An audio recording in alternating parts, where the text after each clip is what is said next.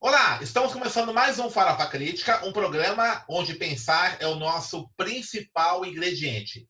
A cada programa, intelectuais, ativistas, artistas e outros arteiros comentam sobre temas contemporâneos. Farofa Crítica é uma produção do CELAC, em parceria com o Departamento de Jornalismo e Editoração da ECA USP, e apoio do IEA, o Instituto de Estudos Avançados da Universidade de São Paulo.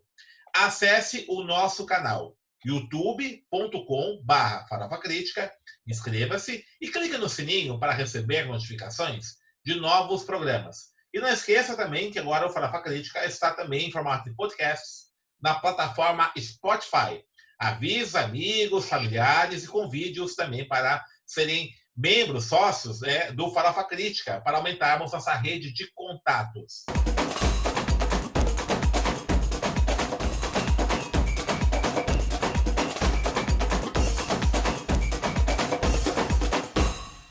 E o Farofa Crítica de hoje recebe a professora Andréa Neira. Andréa Neira é professora do IESCO, de Bogotá, e também foi membro pesquisadora do SED, Centro de Estudos de Desenvolvimento da Uniminuto, Universidade Minuto de Deus.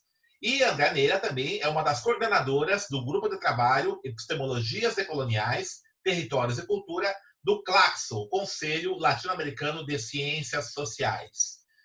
Andréa, é um grande prazer estar contigo, né?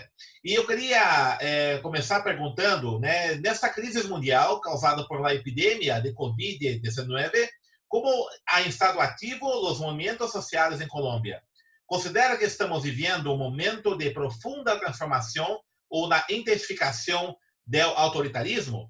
Quero só lembrar que nesse programa, como internacional, falaremos a linguagem da integração latino-americana, o portunhol. Olá, André. Denise, primero, muchas gracias por la invitación. Me siento de verdad muy complacida de estar en este espacio. Y segundo, me disculpo porque no voy a hablar en portugués, sino en español. Espero que, sé que en Sí. Brasil entienden mucho más el español que nosotros el portugués. Entonces, bueno, eh, dicho esto, quiero decir, bueno, yo creo que quisiera dejar la pregunta a los movimientos sociales para más adelante y quisiera empezar un poco por esta reflexión de si hemos cambiado, si el mundo cambió o no y si los autoritarismos, digamos, se han intensificado en América Latina y en el mundo. Yo creo que en efecto el mundo ya no es el mismo que era hace 3 o 4 meses, ¿cierto? Yo creo que se han transformado las relaciones interpersonales, nuestras cotidianidades, incluso las relaciones sexoafectivas. Yo trabajo en temas de género también y entonces yo creo que incluso nuestras relaciones sexoafectivas se han transformado, ¿cierto? Ya no podemos tener un contacto físico como antes, etcétera. Entonces yo siento que el mundo sí se ha transformado y ya no es igual. Creo que estas generaciones que vivimos en este momento histórico, nunca habíamos vivido algo como lo que hemos vivido, digamos, en términos de salud pública, nunca antes en la historia, digamos, nuestra, lo habíamos vivido. Hace más o menos un siglo habíamos vivido, o el mundo había vivido algo parecido que creo que nuestras generaciones no lo habían experimentado y esta es nuestra primera vez. Entonces yo creo que el mundo sí se ha transformado con esta coyuntura, con esta pandemia. Sin embargo, bueno, y en términos del autoritarismo, yo creo que en América Latina los países realmente democráticos son una excepción, ¿cierto? Yo creo que a lo largo y ancho de América Latina hemos vivido, digamos, múltiples autoritarismos, incluso democracias disfrazadas, digamos, de democracias que realmente son autoritarismos, como en nuestro caso colombiano, que ha sido históricamente, no hemos tenido dictaduras en nuestro país, pero realmente han sido gobiernos autoritarios de derecha, incluso de extrema derecha, que han estado disfrazados de una democracia, de una pseudo democracia, ¿cierto? Entonces yo creo que en América Latina han sido, digamos, como contadas las excepciones de la democracia en estricto sentido, digamos, de una democracia radical, pero yo sí creo que en estos tiempos hemos evidenciado también, y ya venía pasando con los gobiernos de Trump en Estados Unidos, de Bolsonaro en Brasil, digamos, un auge de la derecha, ¿cierto? Un auge de la derecha que ya habían empezado a recortar derechos, a imponer sus posiciones de manera bastante arbitraria. Y creo que en esta coyuntura de la pandemia, en efecto, pues eso de alguna manera se ha venido exacerbando. Ahora, yo creo que los movimientos sociales no se han tampoco quedado callados, pero sí fue una ruptura de un auge de los movimientos sociales en América Latina que se venía dando desde el año pasado, a finales de año, todo el semestre, del segundo semestre del año 2019. En Colombia particularmente, la pandemia encerró al movimiento social, digamos, lo confinó y hizo que se opacara un poco en algún momento toda la movilización social que se había gestado en las calles a finales del año 2019 en Colombia. Entonces, bueno, esto digamos que sí tuvo un impacto en el movimiento social. Esto no quiere decir de ninguna manera que las organizaciones sociales con los movimientos sociales hayan callado su voz, por supuesto, pero digamos que sí ha limitado, por ejemplo, el hecho de salir a las calles a protestar, que esto venía siendo, digamos, estando en aumento en los últimos tiempos antes de nuestra pandemia. Ahora, yo creo que los autoritarismos se han visto desde diferentes maneras, digamos. Los gobiernos han tomado como excusa esta pandemia para tomar decisiones autoritarias en diferentes niveles, digamos. Por ejemplo, en términos económicos, ¿sí? En términos de nuestras restricciones de relaciones sociales, por ejemplo, también se ha visto un autoritarismo allí, ¿cierto? Por ejemplo, en Colombia ha sido absurdo un poco lo que ha venido sucediendo, porque incluso en este momento tan difícil de la salud pública, el gobierno de Colombia, que se caracteriza por ser muy corrupto en la mayoría de nuestros municipios, ciudades, ¿cierto? La corrupción no ha parado, ¿cierto? Y los privilegiados y las élites de derecha que están en los poderes se han aprovechado de manera impresionante de esta coyuntura y han sacado provecho económico, Denise. Es impresionante de cómo han sacado incluso provecho económico de esta pandemia, ¿cierto? Te doy algunos ejemplos un poco para mostrarte cómo los autoritarismos juegan desde diferentes o con diferentes rostros, digamos. Por ejemplo, esto que se disfraza de ayudas humanitarias o de entrega de mercados o de algún recurso para los estratos o las personas más pobres, incluso en la compra de mercados se favorece al sector financiero o se compran unos mercados a mayores precios para entregar a las poblaciones menos favorecidas, o se hacen transacciones para ayudas económicas donde los bancos son realmente los que ganan. El sector financiero incluso ha ganado en medio de esta pandemia. Entonces, digamos que los sectores de derecha han favorecido y siguen favoreciendo a los sectores de la élite, a los sectores más privilegiados, ¿cierto? De otro lado, por ejemplo, la corrupción es tan extrema en Colombia que se ha sabido ya de casos, por ejemplo, a los hospitales les entregan un recurso por las personas que fallecen por COVID-19 y han aumentado y han reportado incluso casos de fallecimientos que no tienen nada que ver con el COVID, los han reportado como COVID para recibir dinero por eso, por ejemplo. O se han inventado algo que es absurdo, Denise, que es la hipoteca inversa. Como no sé si has escuchado, no sé, entiendo que esto es una política que incluso está en Estados Unidos, ¿cierto? La idea de que cuando llegas a una edad y tienes una casa propia, pero no tienes una entrada en dinero, entonces el banco te hipoteca la casa y te da un dinero para que puedas sobrevivir hasta cuando te mueras y luego el banco se queda con la casa. Sim. Essa proposta, incluso, algunos políticos brasileños intentaram aplicar-se em Brasil também. ¿En De este hipoteca momento inversa, o sim. antes? Não, não, isso, início do governo Bolsonaro, Ah, junto com a reforma da Previdência.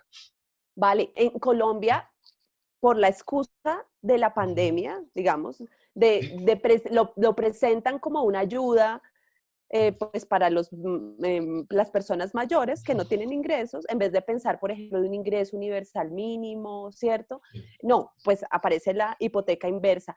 Entonces, todos estos juegos justamente de la derecha, eh, que incluso a veces no son presentados como un total autoritarismo, sino que son vendidos además como ellos, realmente son, digamos, expresiones de un autoritarismo que todo el tiempo está pensando en las grandes élites económicas y que está, digamos, como sigue subordinando, digamos, pues a los menos favorecidos. Entonces, el autoritarismo en términos económicos, esa violencia económica, se ha expresado claramente y ya se ha puesto mucho más en evidencia en este momento de coyuntura, en esta coyuntura. Otro ejemplo, hubo, Colombia tenía planeado 3 días sin impuestos al año en el 2020. 3 días sin impuestos. Ya pasó el primer día, que fue hace más o menos 8 días, un poco más de 8 días, que fue el viernes libre de impuestos, ¿cierto? Y la gente salió masivamente en medio de la pandemia a comprar cosas. Eh, claro, bueno, una pregunta para nosotros, nosotras como consumidores, consumidoras, pero es la política, mientras que se favorecen a las grandes superficies, eh, a los vendedores ambulantes, informales, ¿cierto? A los vendedores informales se les arremete en las calles, se les golpea. Hubo una noticia muy conocida en Colombia porque unos policías golpearon a un vendedor informal en la calle y le quitaron todas sus cosas para la venta, mientras un viernes se dice que está libre de impuestos y no hay ningún problema en que los supermercados y las grandes superficies se llenen de gente que se pueden contagiar. Entonces yo creo que los autoritarismos, sim. digamos, logran incluso parecer como no autoritarios, ¿cierto? Como no Sim. autoritarismos, lo que te decía, unas democracias É eh, um autoritarismo da democracia.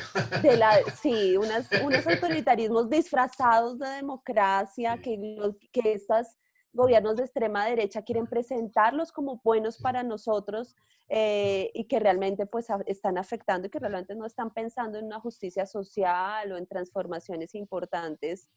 Bueno, al menos así pasa en Colombia. Sé que en Brasil Sim. con Bolsonaro el asunto es mucho Sim, más da extrema-direita, sim. complejo.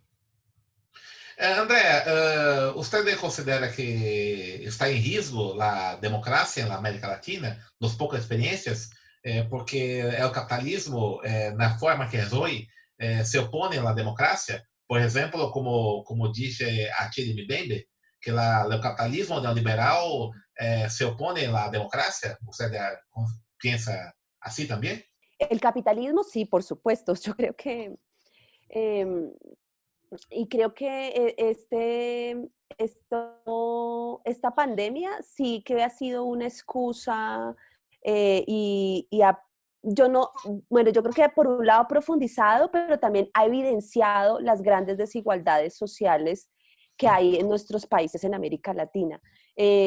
Digamos que seguramente para buena parte de la población no eran tan evidentes, digamos, pues la población que no está pensando como nosotros, los intelectuales que estamos reflexionando sobre esto, sino la gente del común, incluso le cree a los gobiernos de derecha en Colombia, se le cree mucho a los gobiernos de derecha y creen que realmente gobiernan para el pueblo, ¿cierto? Entonces yo creo que que esta coyuntura sí ha mostrado mucho más, digamos, las desigualdades que no son nuevas, claramente, sino que vienen de años atrás y que ponen en evidencia eh, estas desigualdades y claramente pues el COVID lo que hace es evidenciar que quienes mueren más son la gente pobre, la gente negra, las mujeres que ejercen la prostitución, las trabajadoras domésticas,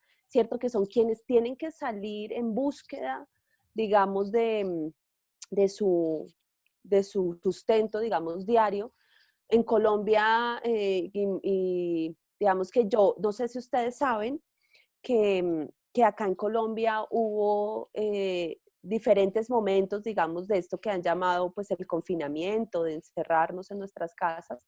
Primero hubo un confinamiento, digamos, muy, muy estricto que empezó, digamos, las restricciones empezaron el 11 de marzo, pero realmente el confinamiento estricto en Bogotá empezó el 19 de marzo, en Colombia el 25 y se extendió más o menos hasta el 11 de mayo. El 11 de mayo empezó a abrirse un poco y se empezaron a abrir algunos sectores económicos, pensando en que esto, la economía no podía parar, aunque las feministas creemos que la economía nunca paró, por ejemplo, que el trabajo de cuidado y la economía que llamamos, digamos, economía del cuidado, siguió estando todo el tiempo, incluso se intensificó y es la economía, digamos, que sostiene la vida de los seres humanos, ¿cierto? Entonces, cuando se empezaron a abrir digamos, algunos sectores económicos, pues lo que evidenciamos es que quienes salen a trabajar, pues son las personas digamos, que tienen que salir, que transportarse en el transporte público, etcétera, pues realmente pues no son los grandes empresarios, sino son las personas más empobrecidas, ¿cierto? Que no pueden darse el lujo de estar confinadas en sus casas, sino que tienen que salir pues a, a buscar su sustento diario, ¿cierto?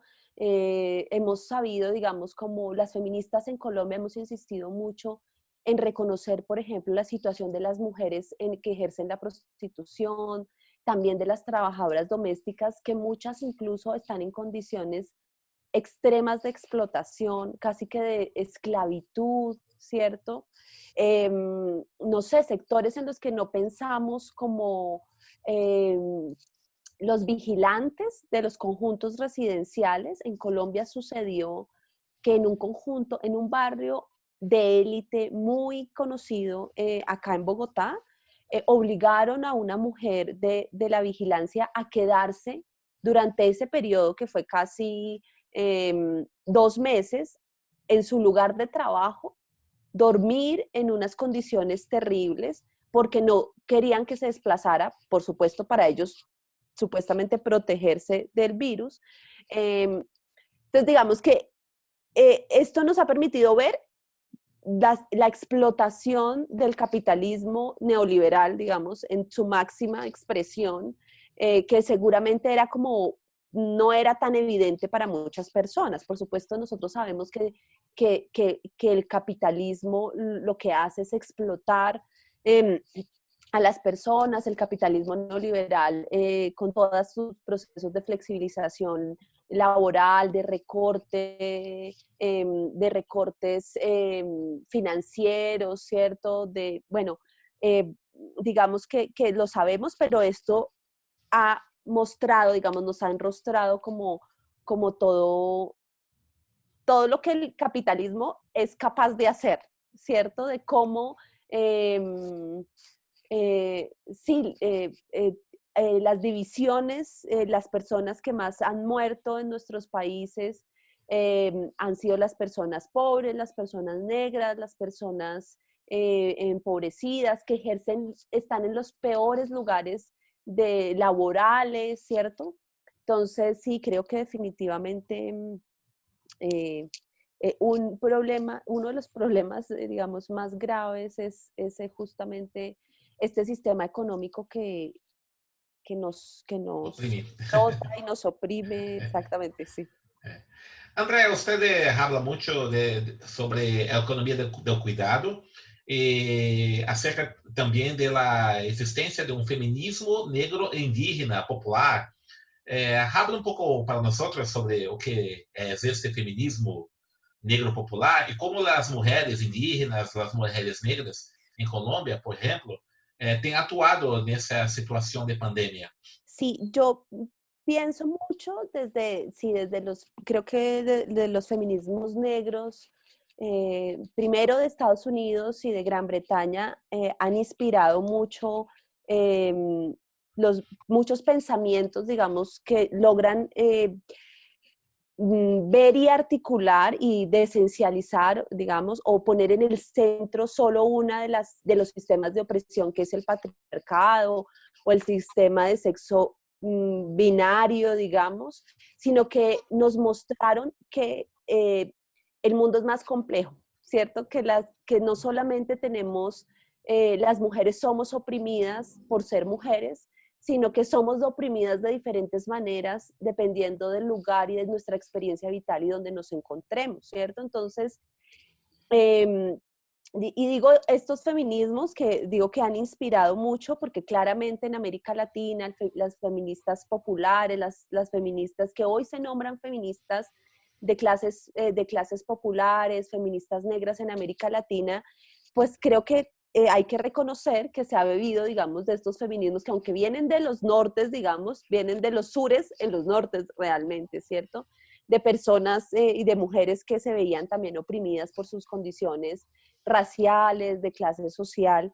Y bueno, pues claramente en América Latina también han sido una inspiración para pensar estas articulaciones entre esos sistemas de opresión. Entonces, digamos que yo estoy como muy afín en mi pensamiento y en la manera como veo el mundo con estos feminismos, también muy cercana al feminismo poscolonial, eh, porque el feminismo poscolonial también nos muestra cómo opera el colonialismo, cómo el colonialismo nos constituye todavía hoy, cómo tiene varias articulaciones, bueno, también, por supuesto, desde los feminismos decoloniales y todas estas rearticulaciones de la colonialidad del poder hoy en nuestro tiempo, del imperialismo. Entonces, yo creo que estos feminismos nos ayudan a pensar, digamos, de manera crítica esto, y no solamente como desde esa dicotomía hombres y mujeres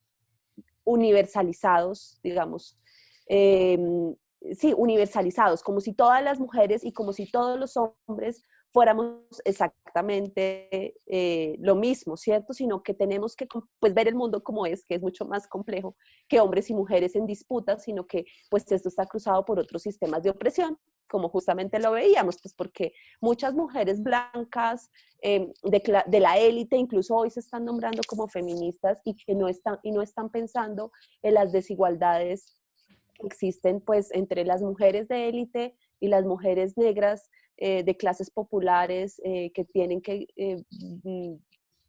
a tener mucho sufrimiento pues para poderse sostener. Entonces, digamos que con esa clave, en los últimos tiempos he venido pensando el tema de las economías feministas con excombatientes de las FARC y un poco, pues, podría hablar de muchas otras cosas. Bueno, en Bogotá se ha venido pensando un sistema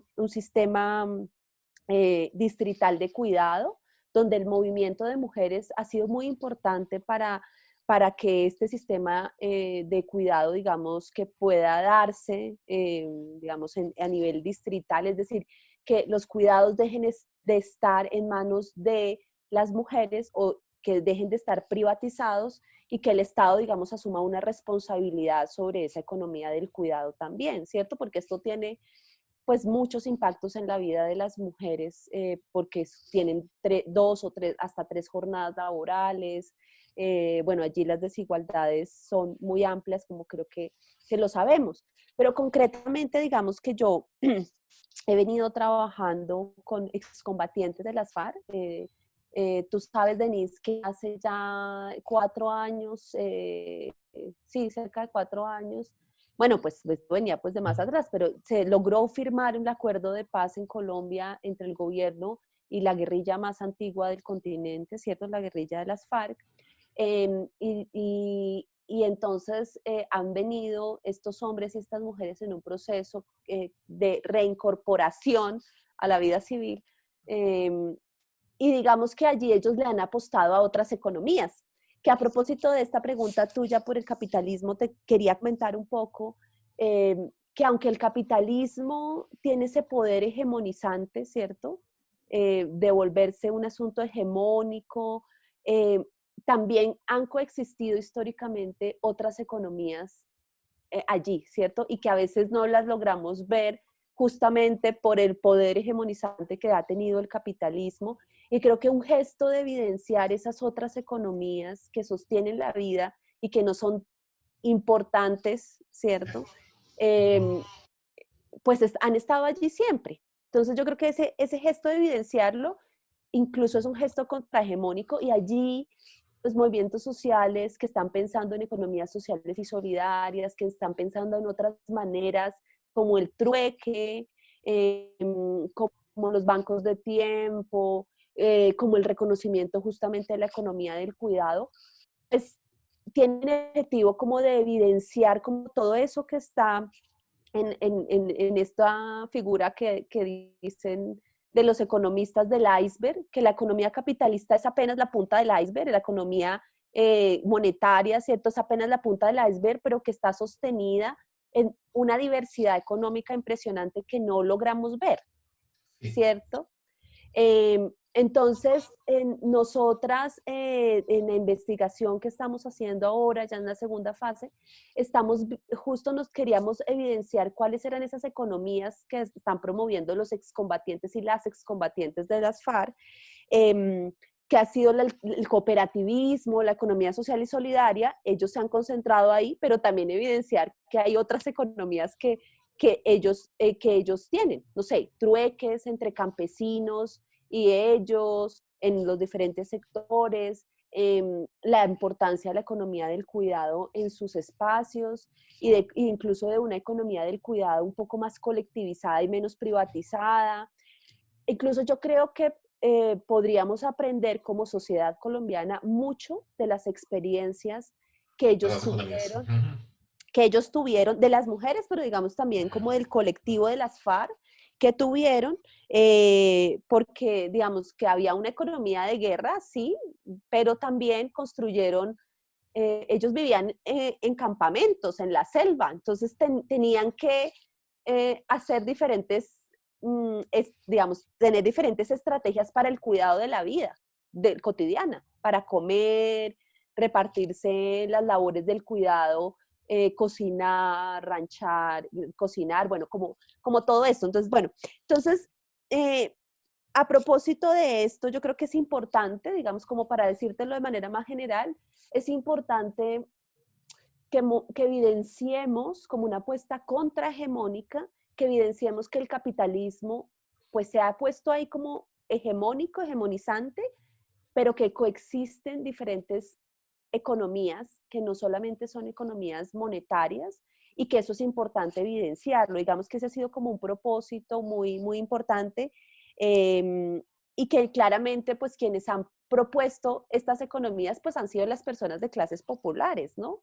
Han sido las personas de las periferias, que tienen sus propios negocios, que son, además, a mí me sorprende, Denise, porque son muy creativas, ¿cierto? Que no dependen, digamos, como, por supuesto, es difícil, pero yo creo que hay también que ver la resistencia que hay en esos procesos de organización alrededor de lo económico diferentes. Muito interessante que você está colocando. Por exemplo, se uma pessoa em Brasil quer conhecer as investigações a respeito da economia do cuidado, usted está em IESCO, em sede, há um sítio desses centros onde as pessoas podem acessar as pesquisas, as investigações de ustedes ou não? Sí, De digamos sede? que sí, Uhum. nosotros, bueno, nosotros tenemos una revista que es la revista Nómadas, que es una revista muy conocida donde solemos publicar mucho nuestras investigaciones.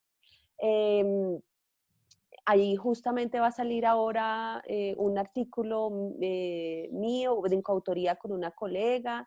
Digamos que estas investigaciones últimas están apenas saliendo, digamos, a la luz en estas publicaciones.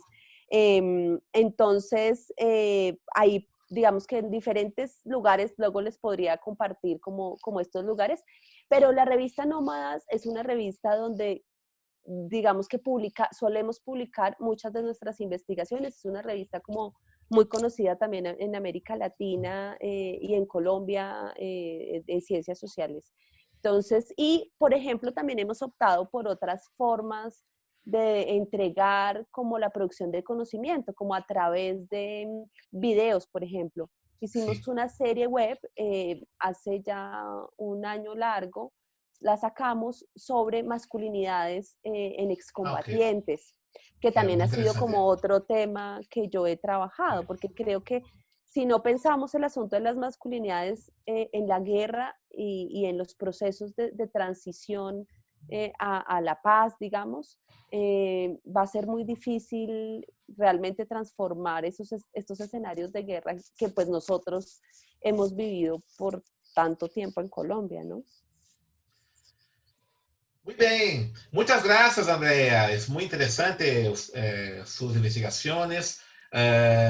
Nosotros conocemos cuando yo estuve en Bogotá en 2018, Sí, 2017, sí, muy 17, sí. 17. Cuando yo conocí usted, a Tatiana, a otras personas muy interesantes. E estamos nesse projeto muito importante lá no grupo de trabalho do Claxo, e essas investigações, essas temáticas serão aprofundizadas, né? Isso é muito importante. E esperamos que essas tu contribuições, minhas contribuições, ajudem a América Latina a efetivamente construir a democracia para todo o povo, não? Sí, Isso é muito sí, yo importante. quisiera decir algo finalmente, un poco con este tema justamente de cuál sería nuestro rol como intelectuales en América Latina.